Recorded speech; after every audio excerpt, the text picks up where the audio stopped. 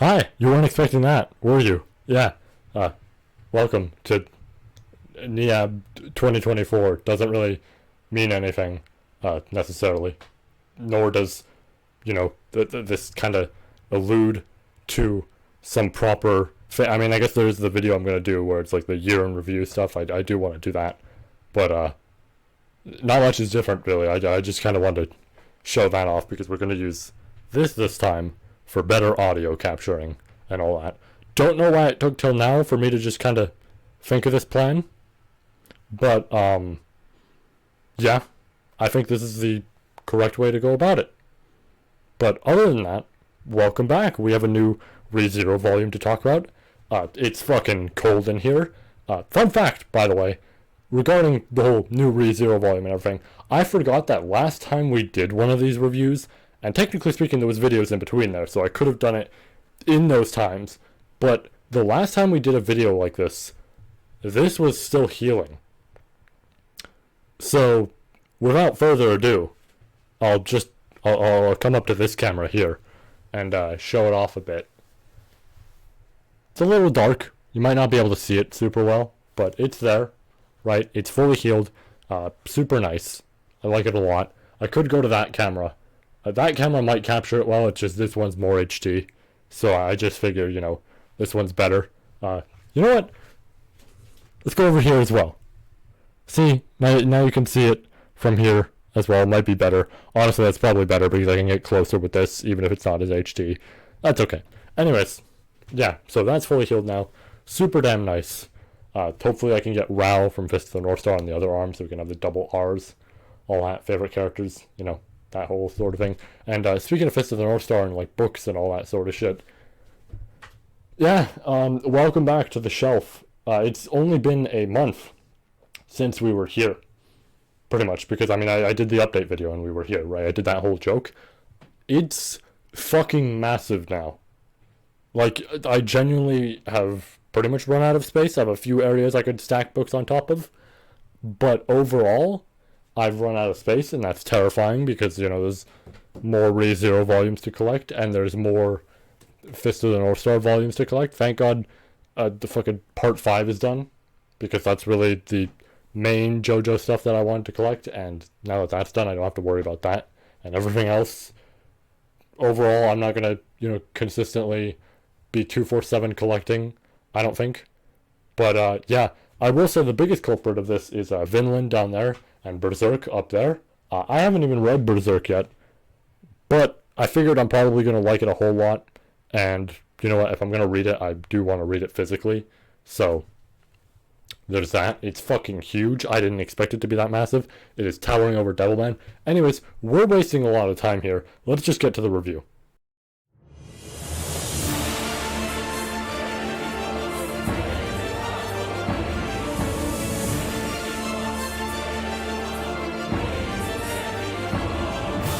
So, the Fizz volume is interesting for me, and we'll go into why later on.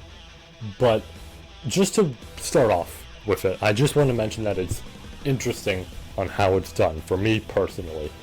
First chapter, it's real short, but we get this interesting start between this backstory section where we don't really know who these characters are, to then cutting to Yorna, who is now, we're going to refer to as Iris, for reasons obviously we'll get into, and Ugard, whatever, however you're going to say his name, I'm not entirely sure.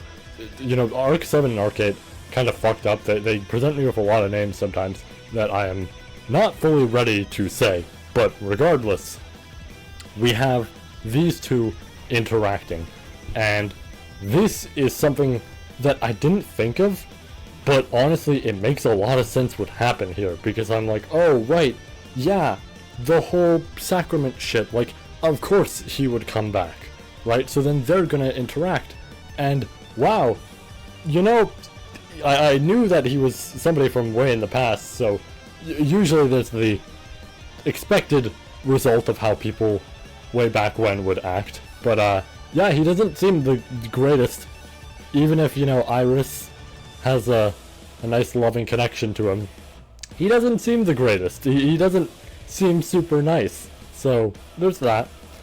But now Iris has a, different look. She doesn't look like the same kitsune that she was before and all this sort of shit. It's like a proper dress, no kimono, no hair ornaments, nothing like that. Proper, just long flowing hair. It's interesting. And also the illustration to this section is interesting because we get this nice little, like, I'm not gonna say that this is supposed to be like, oh, a reference to Priscilla fully, because Iris herself, like as Iris, didn't give birth to Priscilla. That's way back when, right? But she, interestingly, in the past, looks exactly like Priscilla, or at least very similar. Like orange hair, super long, all that sort of shit. It's like, it's interesting. I like that detail a lot. Also, fun fact that I forgot to mention before, I only kind of realized it when I was watching Nura, like Rise of the Demon Clan, which, by the way, great show for season 2. It's a fantastic season 2. Season 1 of that, it's okay.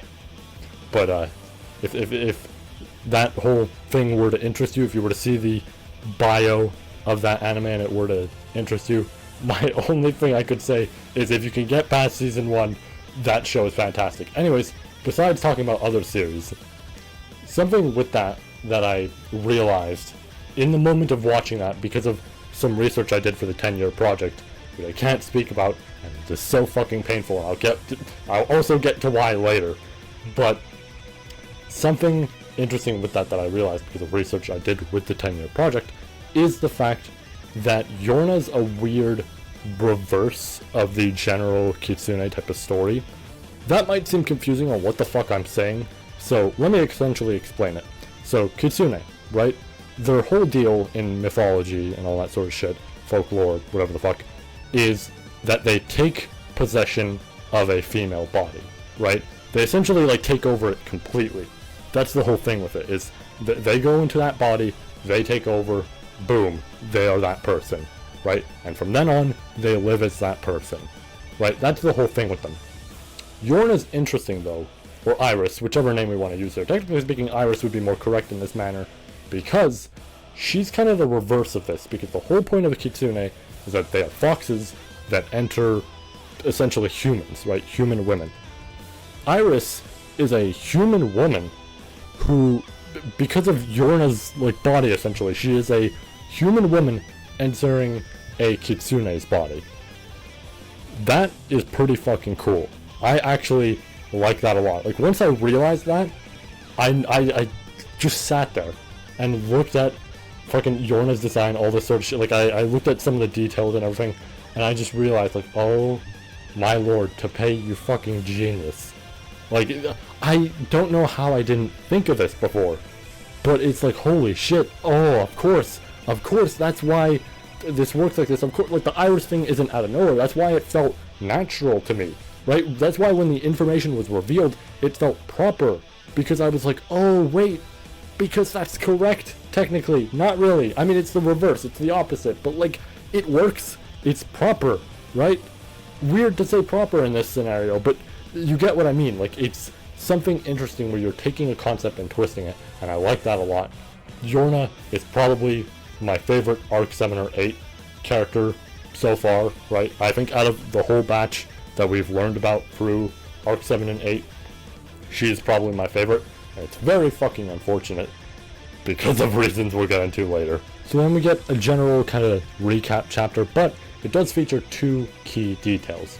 One being that these zombies aren't exactly acting on their own wills, which makes sense, because even though you could say Lamia would possibly hold a grudge or something like that, it doesn't seem super in character, because I guess the whole thing with the, the royal family would be whoever gets taken out, right? The weakest fall, that's the whole, like, the whole thing with Wallachia is the strong survive, right? So, of course, yeah, if she falls, she's like, oh, okay, I guess I'm weak, right? Like, whatever the fuck, right? It's kind of this thing of just, once you've, fallen, you've accepted your fate. You've accepted, okay, I'm not part of the, I'm not going to be the next ruler, all this sort of shit. So, it makes sense. But, instead, they might be acting on a directive from Sphinx. Now, what is that directive? We don't fully know. We get a kind of hint with the next chapter, but it's not entirely correct, because it wouldn't seem natural for Sphinx in her current scenario, not even current scenario, but just in general. But then we get a second little piece of information regarding one of the 4 great spirits, Muspel, the stone. Interestingly, Sphinx is using Muspel to essentially fund this army, right? And the problem with that, which I think they actually go into with the next chapter, but I mean, might as well speak about this. These 2 chapters kind of just interlude with one another, so if I delay some information, that's okay. But generally the thing with Muspel is using it in this format to constantly resurrect this army is real fucked, because Muspel is essentially funding, like, Wallachia itself. If funding's a weird term to use here, but the real way to put it is, as long as Muspel's there, Wallachia survives. Muspel disappears, right, dies, or whatever the fuck, runs out of mana, whole place goes boom, right? So the problem becomes, oh shit, well, they're using Muspel to bring these people back from the dead. Then our guys die, they get brought back from the dead, so that uses mana. But then if they're killed, they get brought back from the dead, so that's a problem. And then if our dudes get killed after being killed, they get brought... It's a constant cycle of, we are literally ramming this thing into the fucking ground. It is going to destroy this whole place. The Great Disaster was never this big, fierce attack. It technically was. But it was never just a big, fierce attack. What the Great fucking Disaster was, and this is super damn interesting, what it was this spirit dying. This spirit dies, this whole place is gone.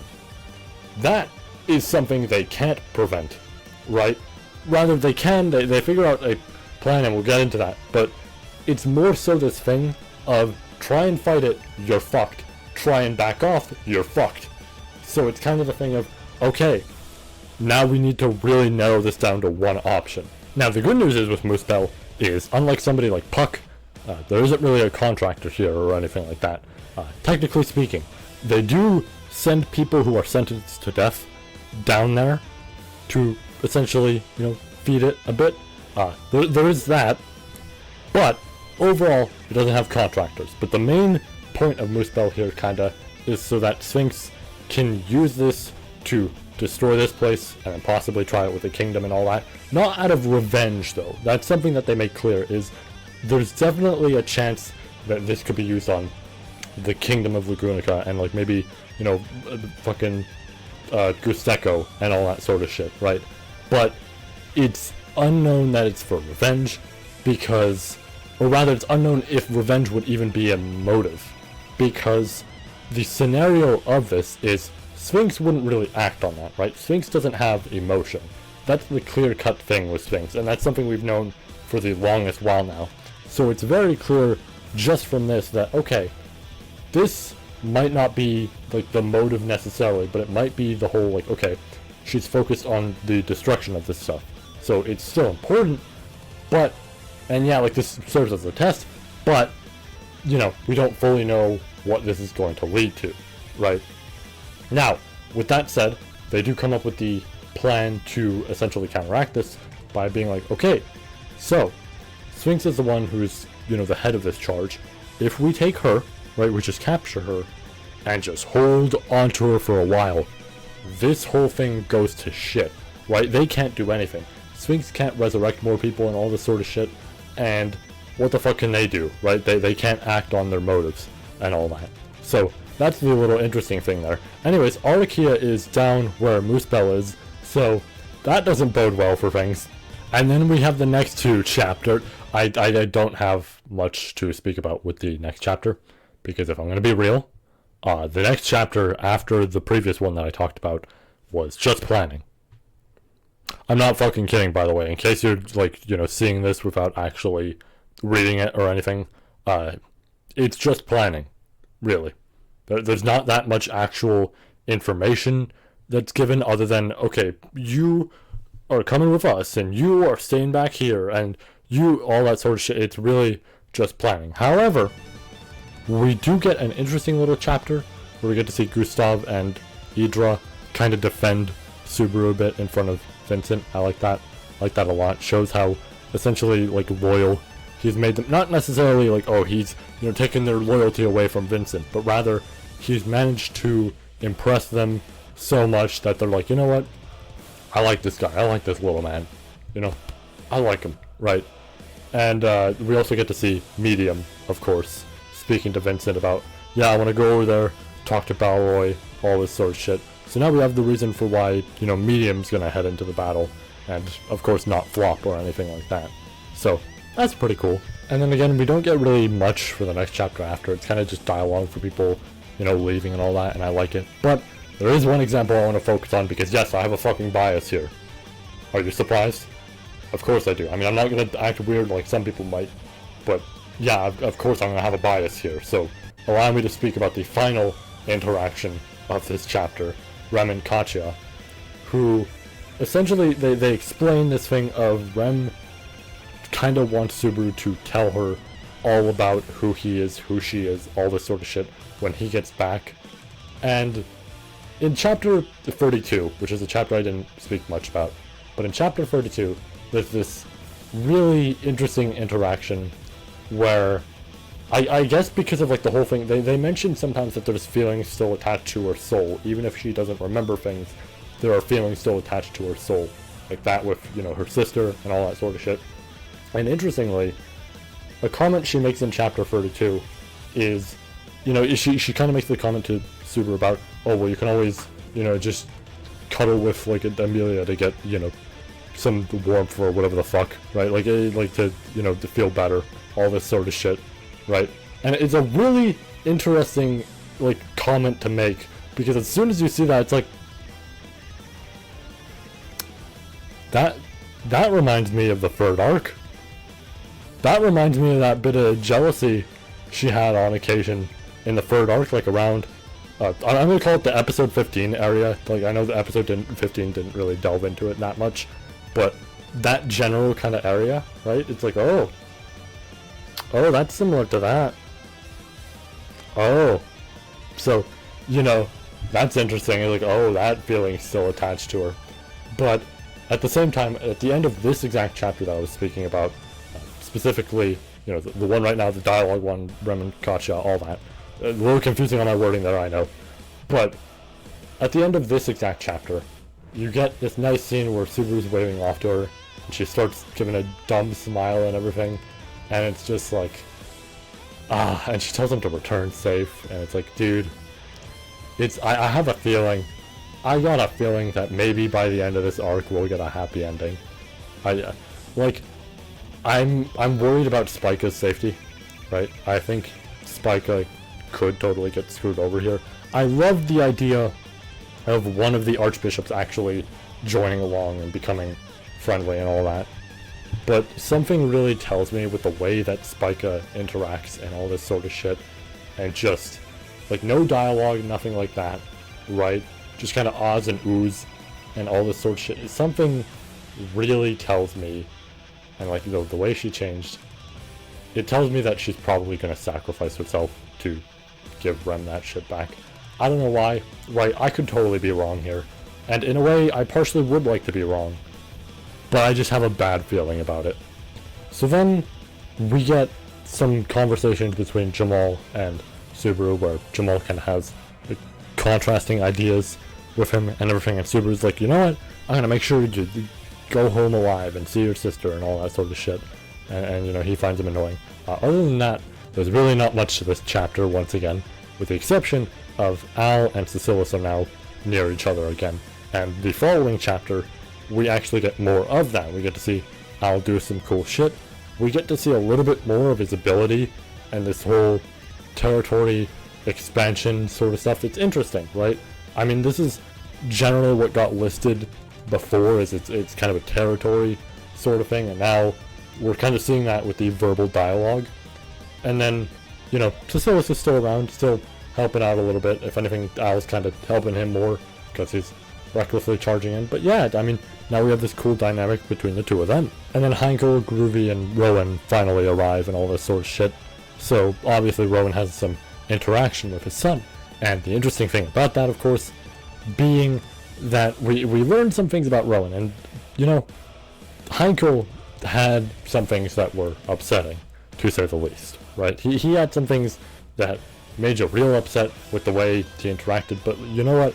There was obviously a very clear end goal with him, right? Like, I know there was this general thing of, like, I believe his wife, whatever, like, he wanted to help her out, right? So, it's kind of this thing of, okay, Heinkel makes sense, kind of where he's coming from. He's having a rough life. His actions aren't justified, but it's understandable because he's having a real rough life, right? Rowan is a scumbag, to put it lightly, because right off the bat, it's just listed, yeah, he's killed a decent bit of his own children, just to make the strongest child, and then Cecilus was born, and he beat him, and it's this whole thing of, cool, this child, this is the strong one, I'll keep this one, and that's also the reason he wanted to assassinate Vincent. He's a real interesting character. He is... This is, like, impressive. It's kind of impressive that these two key figures, these two immensely strong ones, have some interesting fathers. Almost makes me curious about Halle Bell and everything. I mean, we might not know that much, or we might not even learn that much. I don't know. Maybe there's some side stories, right? That obviously might be something that happens. But, yeah, I'm interested about Halle Bell, and there's I believe there was also a dude from Gogeta, like the Crazed Prince or whatever the fuck. Wondering how he might be. Maybe his father, whatever it may be. I mean, we already know some people from that place. And then we get a good chapter to go into Rowan's motives and all this sort of shit, because he's trying to chase the heavenly sword and all this, you know, the same stuff that Reed... Yeah, I'm saying it correctly this time. Reed. I apologize for constantly saying Raid. Raid just sounds cooler. But I've realized by now it's Reed. So, fuck. But anyways, it's the same, you know, shit as Reed and all that. And it's this whole thing where it's like, oh yeah, he's pushing for that dream. And also, he's a stargazer, except it's weird. They kind of get a little complicated with the whole stargazer term in this specific volume, because it's very clear, like, okay, it's specific ambition sort of related stuff, but at the same time, it functions separately than the stuff like Ubilk. Right, Ubilk and Medium. Not Medium. Why am I forgetting her name? Oh no. This is bad. I used to be super good at remembering ReZero character names. Fuck. That's not her name. But you know who I'm referring to. Anyways, the point is, them, right? They know what's coming, right? Rowan's weird. At least I think this is what it's implied to be, because it's not necessarily knowing what's coming, but it's kind of this scenario of the whole ambition thing I mentioned. Is this volume really complicated, this term? I just assumed that this was a thing of, okay, yeah, they understand what's coming, and they threw me for a loop here. So that was wild. But we get to see a lot more of Rowan, but there's something else I really want to discuss here, because I feel it's way more important. So Iris shows up. The most painful line of dialogue. It is so fucking simple. Like, it is legitimately hurting me just to think about. The most simple line of dialogue is given by her, where Rowan is just speaking, and she states her name, and she just says Iris, and that is the whole statement. And that's just a name. That is just a name that is said. And yet, somehow, seeing that, I felt like I had thorns in my fucking chest. Because that was just oh no. Like, that was an immediate realization of, Yorna's not here anymore. Yorna is she is forced to fight on their side. Fuck. Right? And it's so painful. And part of that is because she's, like, so far my favorite character of the two arcs and everything, right? My favorite character that's been introduced here, all this sort of shit. Part of that is 10-year project stuff, which I can't even speak about, and I fucking wish I could. Please just hurry up and figure out the hints. I'm not even trying to say that aggressively, so I apologize if you took it that way. But, fuck, I wish I could speak about that, because, there's a lot I could relate to. That alone, comparing it to this alone is a big hint, alright? You just gotta find it. I know I'm being vague with it right now. I'm gonna be vague with it for a while. I'll go into that later, right? I will speak more about that later when I'll be less vague, right? specifically, when I say that, I don't mean I'm going to be less vague later. I more so mean I'm going to be less vague in the future, and I'll explain why and when and all that sort of shit. Anyways, point is, I wish I could talk about it because of that. But instead, let me pinpoint it to one thing. And this is one of my favorite elements of Yorna's character. And this is why it hurts. And this is fantastic character development, don't get me wrong. Tepei, you are fucking cooking right now, right? This stuff with Iris, you are fucking cooking. This is good. This is very good. This is absurdly good, right? This food is like on fire, but it's still good, right? That is still some juicy ass food, right? Here's why. I'm gonna pinpoint it. Yorna, her whole character was established as this mother-like figure, right? She was this mother to everybody in the Demon City, and I really fucking like that. It's something very simple, but this character just being super nice to everybody, treating them as her own children, regardless of age and all that, I love it, right? I love that a lot. There's something so kind and heartwarming to that it's beautiful. So to see somebody like that, who is, absolutely happy with the life they live now, right? Even if they've been constantly reincarnated, they've found their peace with this life. And to then have the person from their original life show up and say, hey, putting these thorns in your chest, you're gonna help me, right? You're gonna help me out, right? And on top of the fact that, she still holds that love for him and everything. And she is backed into this corner where that doesn't matter anymore, and we will get into that soon, right? I will go more into that specific detail of it doesn't matter anymore soon, because there's something else chapter related that we gotta talk about later on, right? With one of the the actual end chapter. I forgot it was the end chapter, but the end chapter. We'll get to that. Point is, seeing somebody like that, somebody like this kind and everything, and heartwarming and all, and with this motive, backed into a corner where they are forced to abandon that, is so fucked up. That is oh my god. It's so simple, but it's so fucked up. The fact that, she still cares in the sense that she wants people to leave the Imperial City, right? She doesn't want anybody to get hurt. But it's still this thing of she's backed into a corner and now just has to fight. It hurts. It hurts to see her like this. I hope she's just completely okay by the end of this. I do not want to see any issues with her. I have a feeling that next volume, Tens is probably going to come in here. I know Tens is kind of laying back, but I mean, there's a detail I kind of want to go into regarding this. We'll get to it with the last chapter, alright? Just fuck. Alright, so now I'm going to lightning round these next 3 chapters because it's not like an insane amount happens here, so let's just go through it. So, Al, Cecilis, and Groovy are essentially a group. Heinkel and Rowan were with each other, and they kind of split up. Now Al, Groovy, and Cecilis are their own group. And the whole thing with that, I mean, we learned 2 things here is, oh yeah, Cecilis is also a stargazer, that whole thing. Very complicated kind of scenario, right? On top of the fact of, also, they got thorns in their chests, so Ugard is coming into play. Damn, right? Then Heinkel goes to fight the fucking dragon that Madeline controls and all that sort of shit. And also, Madeline gets strangely knocked out, I think, by Balroy, which is interesting. I'm curious on what the fuck that is implying or leading to or whatever the fuck.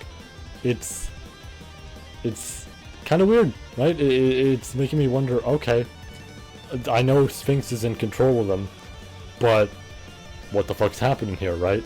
Oh boy. But Heinkel's trying to fight the dragon. He's absolutely getting fucked right now.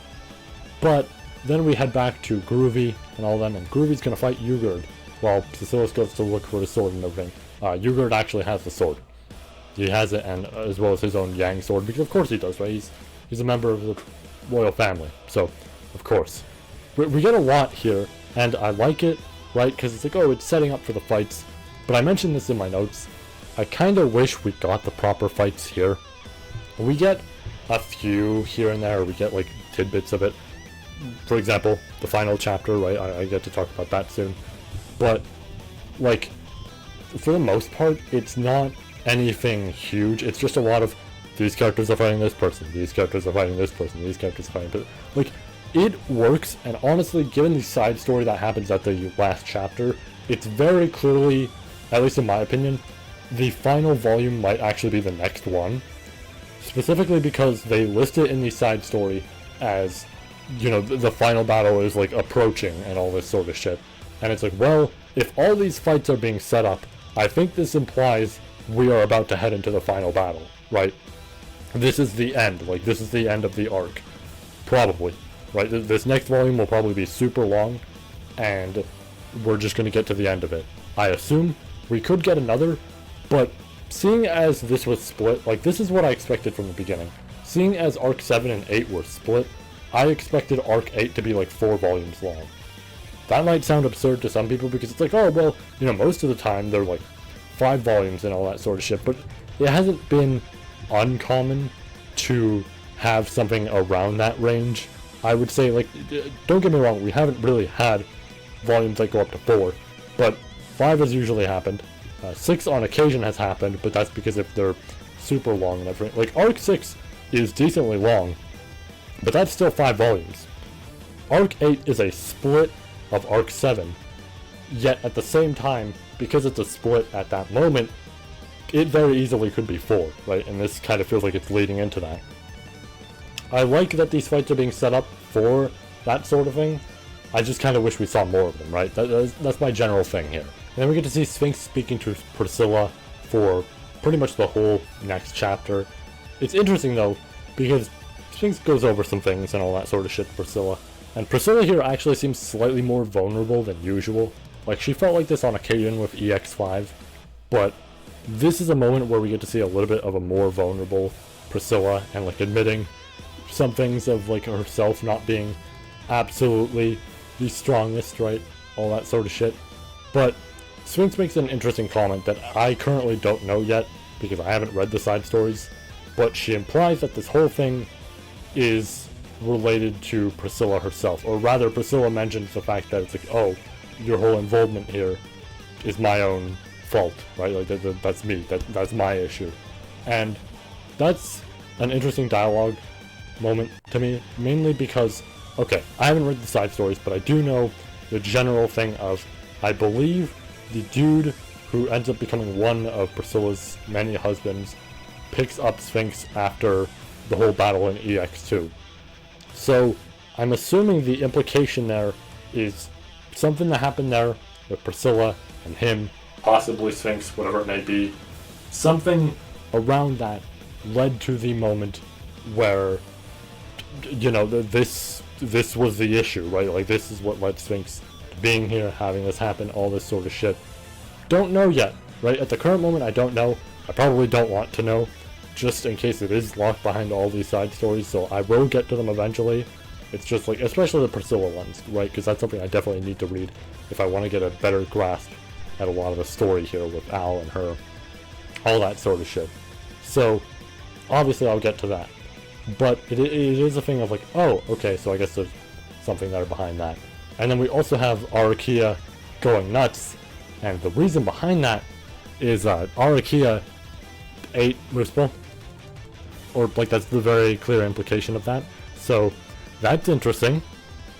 She took that in, and now she is just beaming the shit out of that location. And I could make a very clear reference here. I really could.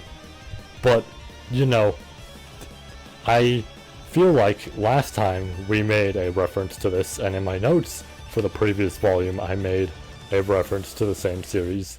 So I think this time I should really avoid making the reference again, because this is just going to become the new One Piece sort of thing, right? Where I go like, oh, to compare it to One Piece, and you know, I feel like that's a little fucked up, because I don't want to constantly compare it to super popular shows, especially ones that people haven't always seen, especially one that definitely, you know, even though it's super popular, I don't know that everybody has necessarily seen it, right? Or wants to see it, or whatever it may be. So I think it's fucked up if I make references like that, but I'm just saying, you know. Anyways, the more important thing is we cut back to Yorna, Iris, and this fight is a wash for Rowan, right? He is fucked here. It is very clearly just, no, he is screwed, right? No matter how many times he gets up, Yorna just hits him back, hits him with her tail. I kind of forgot that Kitsune can most of the time in actual like fiction and all this sort of shit, their tails are actually strong, right? Despite, you know, being these like, oh, soft, fluffy looking things. No, they can slap with that, right? They can hit hard. At least that's what, you know, always happens with them in fiction. Most of the time. Most. But Yorna, or rather Iris, it's hard to say. I really want to say Yorna just because of the whole thing, but I mean, Iris is correct. It's fucked up. Anyways, Iris beats his ass and Rowan gets an idea. He fucking stabs his neck. He kills himself. And this... now I'm going to say Yorna. Now I am going to say Yorna for a specific reason. Yorna runs over and tries to save him. And Rowan just gets back up. You know, black eyes, yellow pupils, all that sort of shit. Multiple of him dashing straight towards her. Guess we'll see how that fight is gonna go. But I do like that development with Yorna there. Because that is the moment that you see her go from Iris back to Yorna. And I like that a lot. Right? That is really damn good. I like this return to form. That just because Rowan like essentially killed himself, right? He injured himself and she didn't want that to happen, right? The whole point of this fight was that she was knocking him back so he'd fuck off, right? So he would flee, get out of the city, right? That was her whole plan. So when he kills himself, it's an immediate thing of, oh no, and she runs over. Because it's like, it's still, you know, the child logic, right? I love that. Just, I really hope nothing bad happens to her from here. Like, it's very clear, like, Rowan's fucked, right? Rowan's fucked, he's not coming back. That's it. He's dead, right, at this point. But I just hope Yorna doesn't suffer the same fate. She shouldn't, hopefully, because, I mean, she's one of 9 divine generals, but you never know, right? You never fucking know. Tenza hopefully shows up here. I hope. But then we get the finale to it, which is Garfield shows up to help out Heinkel. Not really much to say here, he just helps out everything. It's nice. I like it. And we also have the side story to this, where we see more about Ubilk and how Katya gets to be an absolute fucking champ and change history just by speaking to him and giving him, you know, this proper motivation and everything. I love that she does that. It's real great. We also get to see more of Rem and everything, and she's worried about, you know, Subaru, but she's trusting him with finishing this off correctly. Love that shit. And that's also, like I said, where they mentioned the final battle stuff. But because that stuff over there, like, I forgot to mention this little piece. Because that place over there where they're at is also being affected by the fight right now, possibly because of Arakia. Now it's this thing of like, well, now both sides are kind of, you know, dealing with shit. So it's this thing of Tenza very easily could just be like, okay, you know what, let me go help out. And then just interacts with Yorna. That'd be fantastic. Overall, very good volume. Here's the interesting thing I would say, right? I mentioned this in my notes, but here's what I would say. It's pretty interesting about it. This volume is the weakest of Arc 8 so far. With that said, with the exception to, I would say, the 3rd, 4th, and I believe 6th volume of Arc 7, this is still better than the rest of the volumes of Arc 7. Like, this is still way better. I still enjoy this arc more, right? And I know it's weird to say that because these are technically 2 in the same arc, but I feel like it's important to say that, to just mention I had problems with Arc 7 between its really weird decision to lock certain story details behind side chapters and all that, like the side story type of stuff, and massive recaps for volumes. Like, this chapter had recaps and very dialogue focused chapters, but you know what the difference was? This volume kind of focused on developing things more, right? It focused on pushing things ahead more. The final volume to Arc 7 wasn't very good because it was literally just, okay, here's where, you know, Chiza is and Bursets and all this sort of shit. Here's where Vincent and all of them are. But on top of that, here's where Subaru is and all this. And it's like, why do we need just every fucking chapter of that to be here's where everybody is, right? I didn't like that very much. That kind of annoyed me because it was just like, it legitimately kind of made me think, and I hate to think about this for a series I love so much. It legitimately made me sit there and think, why am I reading this? Right? I could just read a chapter from like Arc 8, from like chapter 1 of Arc 8, right? And probably get enough context of where everybody's at from there to know what's going on. Yeah, definitely there would probably be stuff I'd miss out on here and there, but it is at such a degree with that final volume of Arc 7 that it's just like, dude, I could just fucking skip ahead and we'd have no problem, right? I had problems with it because they just kind of placed people around everywhere and we're like, okay, let's talk about why they're here. This volume feels way better because there's always development in some manner. Yeah, it's not always like perfect. There's sometimes just chapters of who's going where and whatever it may be, but they're very finite in amount, right? They're very small. Whereas a lot of other chapters in the volume, super good, right? They're developed. There's a lot of big things happening in them. Keeps me interested. It's great. This volume is really damn good. Even if it's the weakest out of the arc so far, it is really damn good. And I like that. This volume is fantastic. I am excited to see what happens next, right? Like, Teppei is back to cooking, right? This is the thing that I want to mention, is I think one of my problems with Arc 7, technically speaking, was that it was my first time, being caught up to a volume arc release, whatever the fuck we want to call it, and reading it felt like a pain sometimes because of what I mentioned, right? The side story locking stuff, the massive recaps, all this sort of stuff. So it felt like shit because it's like, wow, my first time doing this, where I get to read this as it comes out, essentially, rather as it's translated by the WCT. Thank you, WCT. We'll continue to support.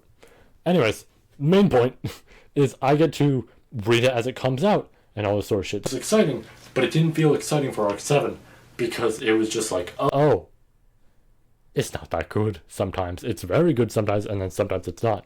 This is different.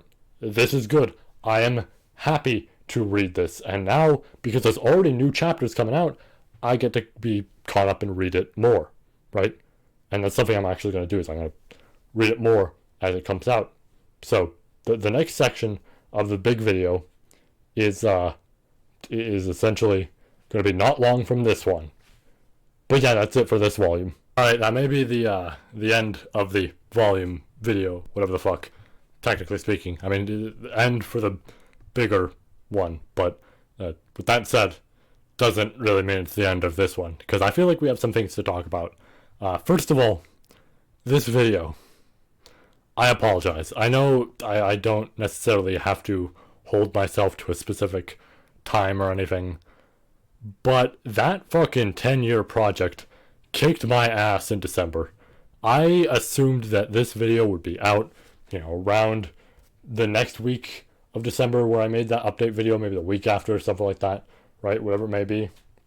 Nah, this is January now. This is the middle of January now, right? This is going up either fucking, I think like Thursday or Friday, something like that. No, tomorrow's Thursday, isn't it? Fuck, tomorrow's Thursday at the time of me recording this. So it's like Friday or Saturday, I think. Yeah, I want to say. Actually, no, Thursday or Friday would be correct because I might work on it tonight. I don't know why I'm thinking about that. Because I sent 2 tweets, and my 2 tweets had like 2 separate dates because I forgot the time and everything. Anyways, this is going up a bit late, I know. I wanted to handle this earlier, and I expected by the point that I was editing, essentially, was going to be the point that new chapters would come out, but that's not the case. They're already coming out at the time of me even like reading the fucking chapters and all that. So yeah, I'm just gonna read it as it comes out, and here's why. We got some things coming up, right? I'm gonna be busy with some stuff. I have the Like a Dragon, streams to do, but in relation to that, I have the video that I mentioned in the update video. I'm gonna write the script of that, record it, right? Record what I can right now, and then we're gonna play Like a Dragon Infinite Wealth when that comes out. I am so fucking excited to get to that game. I am absurdly excited. It's gonna take a while. It's probably gonna take till March, and then around then, I can finish that video. I'm just saying March because I expect it to be till then, but it could be like February. All I know is the game's gonna be fucking long. Like they mentioned, if you were to play the whole story mode in a day, you would be sick and probably not getting any sleep and all this sort of shit. Like you would fucking die, right? So just from that alone, I know, okay, this is gonna be a huge game. And the biggest thing with that is like, okay, so it's gonna take a decent amount of time, probably till March, all that sort of shit. Okay, cool. So obviously we're going to want to have content on the channel. Here's the thing. I'm not going to lie. I'm having a lot of fun doing the big videos on the channel. Like that video, I think is going to be a fuck ton of fun. I had a fuck ton of fun with the anime adaptations video. I had a fuck ton of fun with the dynamic music. Hell, the ReZero figure video, I had a lot of fun with. Because I think I delved into a lot of issues there and everything that were super great to point out. But on top of the fact that it was a format that I liked doing these videos. It's why I'm so fucking proud of that anime adaptations one. I think I might have mentioned it before, but if you haven't seen it and you're interested, here's a card, right?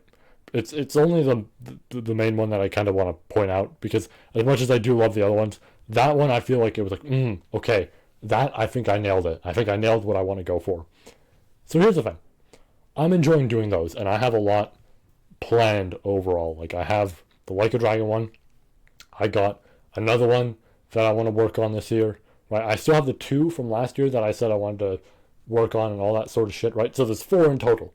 That's 4 big videos. Now, you might be saying, okay, well, Niap, a few things with that, right? I mean, there's the talks about, and there's the ReZero reviews and all this sort of stuff, and whatever videos you want to make on the side that are very simple. True, but they're very simple. That's the thing. It's very easy to make. Similar to this, right? Me standing right here talking about ReZero, very simple, right? I'm not going to say like, oh, it's easy content to push out, quantity over quality. No, I'm never going to aim for that. But rather, it's just this thing of, well, me talking about ReZero is less than me looking at a script and being like, okay, this, like, it's kind of just like, okay, I have notes. I go off those notes. I speak my mind because I don't like using a script for these. I like being very genuine. So I have my notes. I speak from the notes, right, that I wrote down. All that sort of shit. The same notes that you guys get to see whenever I post the full volume. All that sort of shit. Great, right? So those are very simple. Now you might say, okay, well, what about the get-intos? Here's the thing with the get-intos. I am enjoying them, right? I am enjoying doing them. I think the DMC one we did, like the latest one last year, it's really shocking to say that it was a whole last year ago. Like, genuinely, like, the full 12 months, all that. Shocking to say that, but I will say the DMC one, I think I found where I wanted to be with these get-intos. Like, I think I found, like, yes, this is the format I want to have with them. However, I will say this. I'm having a lot of fun with the big videos to a point that I look at the get-intos, and specifically with this next one, because the next one's One Piece, right? We're going to be talking about One Piece next. That I got to shove it in a video. Wow. But we're going to be talking about One Piece next, and I feel like so many people have talked about it, and so many people are into it, and all this sort of shit. Like, it's so fucking popular that, yeah, my video could help, but it is also a thing of, like, fuck, a lot of people have talked about this, right? Like, the next get-into after that, I'm very excited to do. The get-into after that, I'm also very excited to do, because it's going to introduce a new concept of get-into that I think a lot of you are going to enjoy, right? I won't do the second version of that concept until a certain moment, but, I'll do it eventually. I actually made a tweet about it once, a very vague tweet. I'm not going to link it at all or anything like that. I will not, because I don't want to ruin it, right? If I link it, you pretty much know what's going to happen. But if you want to try and do some scavenging, feel free. That shit's in the description. You're free to go look for yourself on where I mentioned get-into. But before you do even that, there's obviously one more thing we got to speak about. Now, let me just finish off this get-into thing by mentioning the One Piece get-into is still going to happen. I'm probably just going to delay it, right? I'm going to put it to the side for now and be like, okay, you wait there. When I'm back to properly do things, I'll handle that. I know it's a little bit betraying after what I've mentioned at the update video, and I'll explain why. One more thing to this. If I'm doing 4 big videos this year, you might be wondering, Okay, so number 3, the 10-year project. You're doing that. You're excited to be doing that. All this sort of shit. You were taking a break from it. So if you're doing 4 videos, how the fuck are you going to get that in there? Good point. Here's the interesting thing with that. The 10-year project, there's 2 separate sections to it. I don't know if I've ever mentioned this, but there's 2 separate sections. There's what's publicly available, and there's my portion of it, which has more. Now, here's the thing with that. I don't fully know when certain sections will be publicly available for all of you to find. And, me posting hints, of course, leads to that. We'll talk about that in a minute. But here's the thing. I am actually almost done with a large section of the 10-year project, right? I am very excited to be done this large section. And I didn't even want to jump immediately back to it. I was so excited to do so, right? Because I was trying to take a break. I'm like, let me cool off my mind so that I don't have to focus on it. But I was so excited to jump back to it that I almost couldn't resist. But I am. Here's the thing, though. The next one that I'm going to do will be not the final piece to it and everything. Definitely not. Right? Not, technically speaking, it's not even close. But it will be a piece that leads to a long series of months where I don't have to worry about it. Right? Depending on when I finish that piece, I will be back on the channel for a while. So let me do a comparison here. If I'm done that section in March, I'm back on here till October. I am back working on videos till October. If I'm done in April, November. If I'm done in May, December. So on and so forth. That might sound interesting, because that's a way larger break than I've ever taken before. And yeah, that means those videos can be made very easily. That's enough time to make those videos, regardless of what I'm doing. So, with that said, right, those get into those 4 videos, all that. You might be wondering about that 10-year project now. Now, I'm not going to reveal shit right now. Of course I'm not, right? I'm still doing hints, and if you want to see the hints, once again, Twitter link, description, there's a pinned tweet. Go down that pinned tweet, see if you can find it out, right? If somebody can find it out, here's what I will say. If somebody can find it out before I finish that whole section and I actually make it publicly available, tell you what, I will read every translated available ReZero side story and then talk about them in a video. I shit you not, I'll give you some nice reward for doing all that. I will legitimately try to read every single one. I won't kill myself with this, right? I won't stay up endless nights to read it, but I will try to get just a decent few done every few days. Maybe not even every few days, every couple of days, right? Every 2, right? Odd day, all that sort of shit. I will get a decent few done, all that sort of shit. Try to go through all of them, and we'll go from there. We'll make a video. If you guys can find it out before that section becomes publicly available, then yeah, I'll do it. There's your reward. You just gotta find it. And when I get to talk about that 10-year project, I'm going to be very excited, right? Technically speaking, it's a reward for me because I get to talk about it, and oh fuck do I want to talk about it. But yeah, so let me give a small recap before properly ending this off. Here's how things are going to go. This video obviously is going up. Then I'm going to work on the Like a Dragon video. I'm going to do the streams for the Like a Dragon video. In the middle of doing those streams, I'm also going to be working on the project. So the days where I'm not streaming, I'm working on that project. And then, when that's done, I finish up recording for that video, right? I do the next section of it, like the Infinite Wealth section.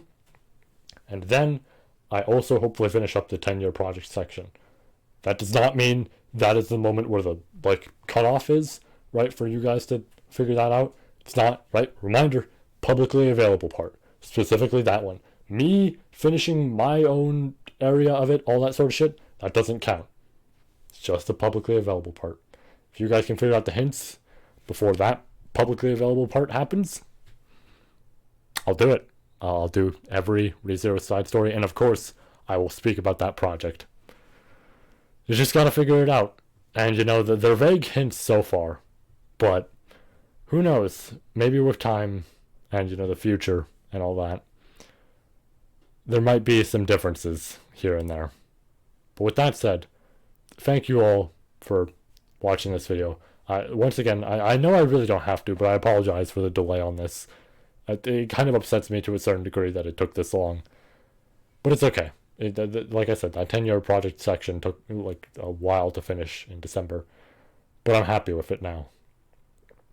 But yeah, other than that, take care. Have yourselves a great night.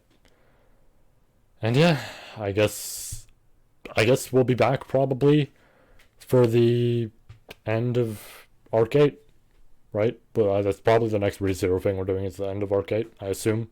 That's probably what it's going to be. If there's another spoiler on the cover, we'll do it the same way as last time, where I'll do the big video, and I'll give you guys the exact timestamp to skip to, if you want to, you know, just avoid the recap sections, right? Unlike a certain series, hey! Oh, that was a shitty joke, whatever. Anyways, have a great night, peeps. Take care.